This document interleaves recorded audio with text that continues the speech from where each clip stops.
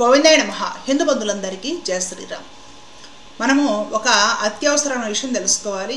హిందుత్వ అవగాహన కోసము ఖచ్చితంగా హిందూ బంధువులందరూ కూడా తెలుసుకోవాల్సిన విషయం. ఎంతసేపటికి ఇంకొకడు ఎవడో ఏదో చేస్తుంటే మనం డేంజర్లో ఉన్నాము, మన ధర్మం డేంజర్లో ఉంది, మన దేవాలయాలు డేంజర్లో ఉన్నాయని చెప్పుకుంటున్నాము. నిజమే, మంచిది. కానీ మనం కూడా చాలా డేంజర్ పనులు చేస్తున్నాము అని ఒక పచ్చి నిజాన్ని కూడా నమ్మి తీరాలి హిందూ బంధువులు. నిజాలు ఓకే చేదుగా ఉంటాయి, చేదుగా ఉన్నా సరే అవి నిజాలు. నిజము అంటే అది ఒకటే ఉంటుంది, అది మారనిది.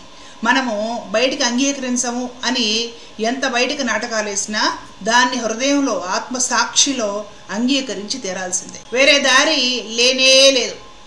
మీకు ఒక విషయం తెలిసిన, వేరే ఇతర మతాల్లో వాళ్ళలో దొంగలు ఉండరండి, కానీ ఒక సనాతన ధర్మంలో ఇంటి దొంగలు బోరెడు మంది ఉన్నారు. ఆ రకంగా గోవింద సేవ ఛానల్ పోరాటం కూడా ఎక్కువ శాతం ఇంటి దొంగల వరకు. ఎందుకంటే బయటోడు కనపడతాడు, మన వాళ్ళు కనపడరు అనమాట. కారణం ఒకటే, స్వార్థం, సంకుచిత భావం. 10 రూపాయలు జేబులు పడాలి, దానికి ఎంతకని తెగిస్తారు. సరే, ఇంతకీ ఈ వీడియో విషయానికి వస్తాను. ఈ వీడియో మనకి నంద్యాల దగ్గర పేరు సోముల అనే ఒక గ్రామంలో ప్రాచీనమైన శివాలయం బయటపడింది అనమాట. కింద నేల భూగర్భంలో ఉంది అది. అసలుకి మెట్లు, పెద్ద ఒక శివాలయము, అదంతా కూడా అసలుకి మొత్తము గదులు గదులుగా ఉండి గర్భాలయము అంతా ఉంటే ఆ విషయం ఆ గ్రామస్తుడికి ఎవరికి తెలియదు. మీదంతా కూడా నీట్గా మట్టి ఉంది. ఆ పైన ఎన్నో సంవత్సరాల క్రితము చాలా పాత ఇల్లు అనమాట. ఇల్లు ఎవరు కట్టుకున్నారు. ఆ ఇంట్లో ఉంటున్న వాళ్ళకి ఎవ్వరికి కూడా కలిసి రావట్లేదట. ఆ ఇంట్లో ఉంటున్న వాళ్ళకి ఎప్పుడు ఏవో ఒక రోగాలు, వ్యాధులు, ఇబ్బందులు రావడం, దాంతో వాళ్ళు ఖాళీ చేసేసి వెళ్ళిపోవడం. ఆ తర్వాత ఆ ఇల్లు ఎవరికో కొంచెం అద్దెకిచ్చారు అన్నమాట. ఎవరో బయట వాళ్ళు వచ్చి ఉంటున్నారు. వాళ్ళకు కూడా నిద్ర పట్టట్లేదు ఆ ఇంట్లో ఉంటుంటే. ఎప్పుడో రకరకాల సమస్యలు, దాంతో వాళ్ళు కూడా ఆ ఇల్లు ఖాళీ చేసి వెళ్ళిపోయారు. ఇదిలాగా ఉంటే ఈ మధ్యకాలంలో ఆ ఇంటికి ఆనుకొని కొంచెము బయట, అంటే ఇంటికి ఆనుకొనే ఒక చిన్న త్వర లాంటిది ఏర్పడిపోయింది. అక్కడ కొంచెం డ్యామేజ్ చేసేసి దాంట్లో చూస్తే కింద అంతా కూడా ఖాళీగా ఉంది, సొరంగంలాగా. ఏంటంటే నీట్గా మెట్లు కూడా కనపడుతుంది అనమాట. కిందకి వెళ్ళడానికి ఒక దారిలా కనపడుతుంది. దాంట్లోకి వెళ్ళేసేసి చూస్తే కింద భూగర్భంలో అత్యంత అద్భుతమైన ప్రాచీనమైన శివాలయం ఉంది. పానవట్టం ఉంది, కానీ శివలింగం కనిపించడం లేదు. దీన్ని ఈ మధ్య ఒక కడపకు సంబంధించిన యూట్యూబర్ వెళ్ళేసేసి చక్కగా వీడియో తీసుకొచ్చాడు. ముందు నేను ఆ యూట్యూబర్ ఎవరో కానీ అతను నేను అభినందిస్తున్నాను. నాకు ఆ వీడియో చూసి నాకు చాలా ఆనందం కలిగింది, ఆశ్చర్యం కలిగింది. అతడు నీట్గా ఆ రంధ్రంలో నుండి దిగేసి, రోడ్డు మీద ఒక రంధ్రం పడితే ఒక రోడ్డు సైడ్న దిగేసి లోపలికి వెళ్ళి మరీ కెమెరా పెట్టి అంతా తీసి ప్రపంచానికి చూపించాలి అనుకుంటే ఈ వ్లాగర్స్ అలాంటివి చూపించాలంటే ఏవి పడితే అవి, అక్కడ ఫుడ్ బాగుంది, ఇక్కడ ఇంకేవో బాగున్నాయి, ఇవి కాదు. అలాంటి మంచివి చూపించాలి. అలాంటివి హిందుత్వానికి సంబంధించినవి అవగాహన కలిగించడం కోసము, హిందుత్వ పరిరక్షణ కోసం మంచి వ్లాగ్స్ చేయవచ్చు. అందులో తప్పేమీ లేదు. కాబట్టి ఈ యూట్యూబర్ నేను అభినందిస్తున్నాను. ఇంకా ఇలాంటి మంచి వీడియోస్ చేయాలని కోరుకుంటున్నాను. భగవంతుడి ఇతరుని చల్లగా చూడాలని ప్రార్థిస్తున్నాను. సరే, ఇప్పుడు ఈ విషయానికి వస్తాను. అక్కడ స్థానికులు చెప్తున్నది, యూట్యూబర్ చెప్తున్న విషయం ఏంటంటే, అక్కడ ఏదో ఒక నది వాటర్ ఉండేవి. చాలా పాత రోజుల్లో బాగా వరదలకి ఊరి మీద కొట్టుకొచ్చేసి మట్టి పెద్ద ఎత్తున ఊరంతా కొట్టుకుపోయి మేట వేయడం జరిగింది. మనము రోడ్డు వేయించినాం అనుకోండి, సిమెంట్ రోడ్డు, తార్ రోడ్డు ఎంత ఉంటుంది, కొంచెం మహా అయితే ఒక 6 అంగుళాలు కూడా ఉంటుంది హైట్.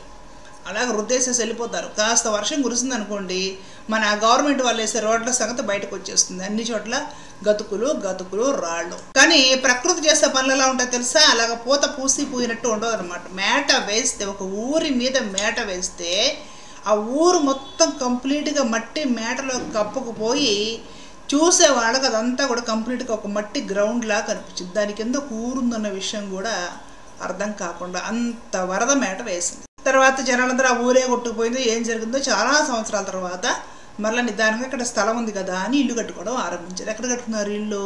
మట్టి మేట మీద కట్టేసుకున్నారు ఇల్లు శుభ్రంగా. అలాగా అందరూ కట్టుకున్న ఇళ్ళలో ఈ ఇల్లు ఒకటే. ఈ ఇంటి కింద ఆ ప్రాచీనమైన ఊరుంది కదా, ఈ వరదకు రాకముందు కరెక్ట్ అప్పుడున్న శివాలయం ఏదైతే ఉందో ఆ శివాలయం పైన మట్టి మేట వేసేస్తే దానిపైన వీళ్ళు ఇల్లు కట్టుకున్నారు. అర్థమైంది కదా? మరి కింద ప్రాచీనమైన స్వయంభూ శివాలయం ఉంది.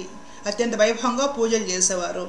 ఆ వరదకే కొట్టుకుపోయిందో మరి ఏం జరుగుతుందో తెలియదు, కానీ బాణవట్టం కనపడుతుంది, కానీ గర్భాలయంలో శివలింగం అయితే లేదు. కానీ దాని మీద ఇల్లు కట్టుకొని ఎవరైతే ఉంటున్నారో వాళ్ళు ఎవ్వరికీ కలిసి రాడదట, ఎవ్వరికి నిద్ర పట్టేది కాదట. రకరకాల రోగాలు, సమస్యలు వచ్చి ఆ ఇల్లు ఎవ్వరూ ఆ ఇంట్లో ఉండేవాళ్ళు కాదట. కొద్ది రోజులు ఉండేసేసి ఖాళీ చేసి వెళ్ళడం.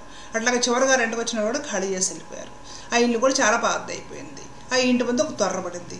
ఆ తొర్ర లోపలికి దిగి చూస్తే శివాలయం కనపడింది. సరే, ఈ వివరాలన్నీ కూడా యూట్యూబర్ ఆల్రెడీ చూపించాడు. ప్రత్యేకంగా నేను చెప్పేది ఏముంది అంటే, నేను చెప్పాలనుకున్న విషయాలు కొన్ని గమనించండి. ఈ రోజుల్లో ఇళ్ళ మధ్య చిన్న చిన్న అరసెంట్ ఉంటే కూడా దాన్ని కూడా చదువు చేయించేసేసి గబగబ గుళ్ళు కట్టించేస్తున్నారు. ఏంటంటే వ్యాపారం కోసం. మా కాలనీలో లేదు, మా వీధికి లేదు, మా కులం వాళ్ళు ఇక్కడ ఉంటారంటే మా కులం వాళ్ళకి గుడి కావాలండి లేదు, లేదంటే మా కులం వరకు ఇక్కడ ఉంటారు కులదేవత గుడి కావాలండి లేదు.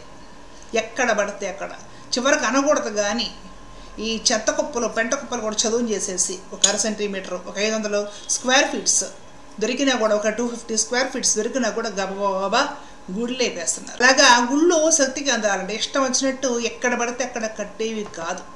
ఈ విషయం కాస్త గుర్తుపెట్టుకోవాలి. పైగా శక్తి ఆలయాలు ఎక్కడ పడితే అక్కడ కట్టేసేస్తారనమాట. ఏదైనా జరగరాంది జరిగితే ఊరు తగలబడిన దృష్టాంతాలు ఉన్నాయి, వరదలు వచ్చి ఊర్లు కొట్టుకుపోయిన దృష్టాంతాలు కూడా ఉన్నాయి. ప్రత్యేకించి గొడవ చుట్టుపక్కల ఉండేవాళ్ళు చాలా జాగ్రత్తగా ఉండాలి, చాలా నియమాలతో ఉండాలి. 10 రోజులు చెప్పేవాళ్ళు దేవాలయం ఉంటే దేవాలయం నీడ ఇళ్ల మీద పడకూడదని చెప్పారు. దానికి కారణం ఏంటో తెలుసా?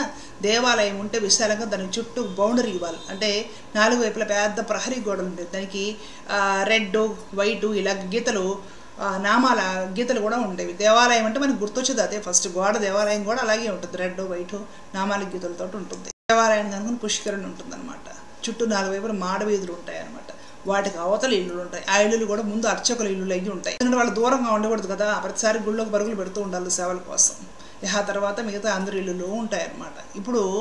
అప్పుడు ఏమయ్యేదంటే దేవాలయానికి ఏ విధమైన అశుభము ఏమి అంటుకోకుండా ఉండేవి.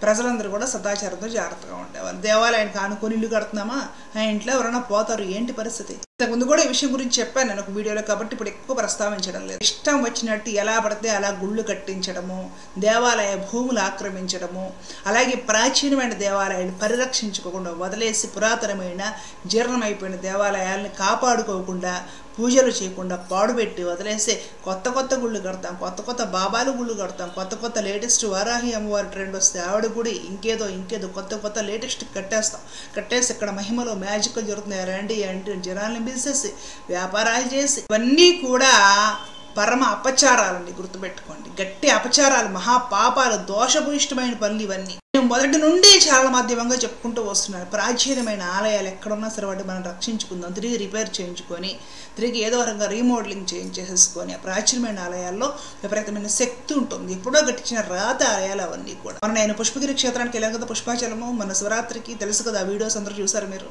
అదంతా కూడా అక్కడ స్తంభాలన్నీ రాతివి, సిమెంట్ తోటో ఇటుకలతోటో కట్టినవి కాదు, ఇనుము లేదు, మొత్తం అంతా కూడా రాతి ఉంటాయి కదండి, రాళ్లతోటి పెట్టేసేసి కట్టినదంతా కూడా మొత్తం రాతి. ఆ గుడి రాతి శిల్పాలు కూడా, దెబ్బతిన్న శిల్పాలు కూడా ఎన్నో బయటకు వచ్చాయి రాళ్ళ కుప్పల్లోనే. అట్లాంటి అతి ప్రాచీనమైన ఆలయాలని మనం సంరక్షించుకోకుండా కొత్త గుళ్ళు ఎక్కడ చూసినా గుళ్ళు ఐషియన్ పెయింట్స్ తీసుకొచ్చి గబగబా పెయింటింగ్లు వేయడము, చూడగానే ఆకర్షణీయంగా అనిపించడం, లోపల పోతే ఏమీ ఉండదండి.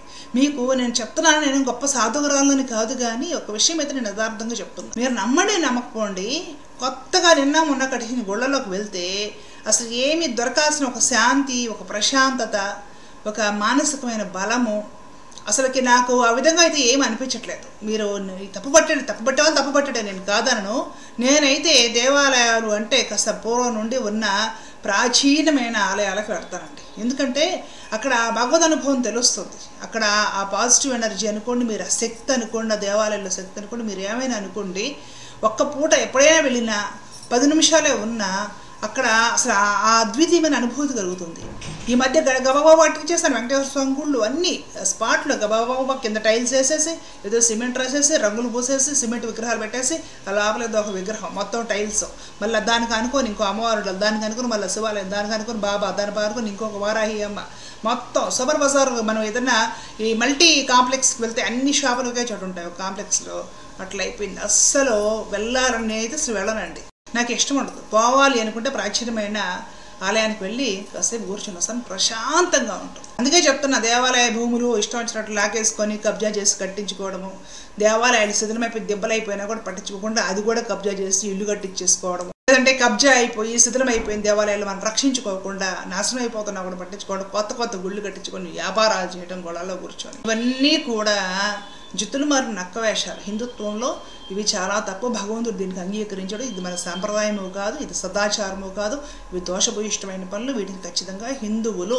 సరిదిద్దుకోవాలి. ఈరోజు ఆ యూట్యూబర్ ఎవరో ఆ ప్రాచీనమైన ఆలయాన్ని దాంట్లోకి దిగుతుంటే రోడ్డు పక్కన ఒక చిల్లు పడిపోయింది. ఆ చిల్లులోకి ఆయన దిగుతుంటే నాకు అసలు ఆశ్చర్యపోయి అలా చూస్తూ ఉండిపోయాను నేను. అంటే ఎలాంటి ఆలయాలు ఉన్నాయి, ప్రాచీనమైన స్వయంభూ శివాలయాలు, స్వయంభూ ఆలయాలు ఎలా నిర్లక్ష్యం వహించబడ్డాయి.